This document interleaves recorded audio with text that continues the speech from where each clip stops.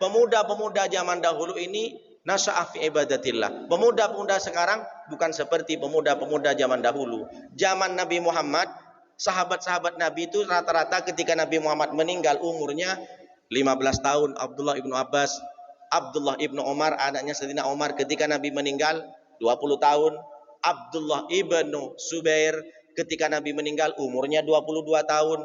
Kemudian ada Abdullah ibnu Amr bin As, ketika meninggal Nabi beliau umurnya sekitar 19, ada yang mengatakan 18. Apa maknanya? Jangan dianggap sahabat Nabi tua-tua. Jadi apa? Kalau pemuda mestinya dia yang sholat. Sholat ini bukan hanya sekedar dia sholat berjemaahnya, tapi tepat waktunya. Bahkan di lagu-lagu sudah ada, walaupun hidup 1000 tahun, kalau tak sembahyang apa gunanya. Sudah jelas.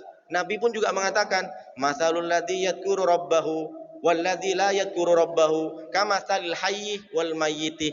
Orang yang ingat kepada Allah dengan orang yang tidak ingat kepada Allah, orang yang sering sholat dengan orang yang tak pernah sholat, bagaikan mayat dan orang yang hidup.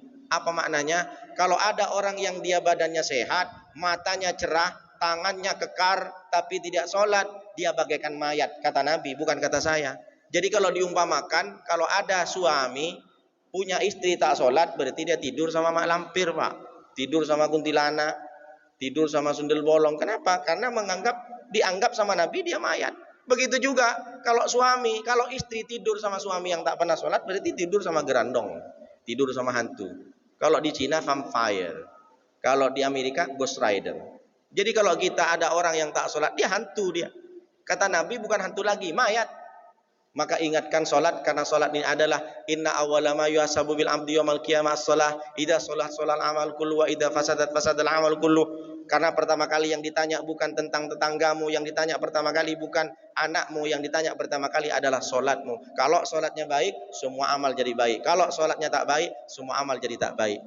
Jadi yang keempat ini, orang yang dapat, dan ciri orang dapat hidayah adalah dia melaksanakan sholat tepat waktunya. Bagi kita yang masih muda, yang masih pemuda, berjemaah ke masjid. Jangan sampai, apalagi Nabi sudah mengatakan, man sholat subha fi jama'atin fakannama sholal lail kullah. Orang yang sholat subuh berjemaah, maka seakan-akan mendapat pahala semalam suntuk dia sholat. Mudah-mudahan kita banyak pahalanya karena kita sholat subuh berjamaah.